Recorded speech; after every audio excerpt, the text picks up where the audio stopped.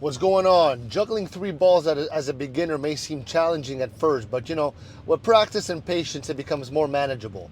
You're going to start by learning juggling two balls before moving on to three. Hold one ball in each hand and toss them back and forth in an arc just eye level, okay? The key is the key is to keep the tosses consistent and controlled so that the balls follow a smooth, predictable path. Once you're comfortable with two balls, you add a third ball. Hold two balls in your dominant hand and your other one with the other hand.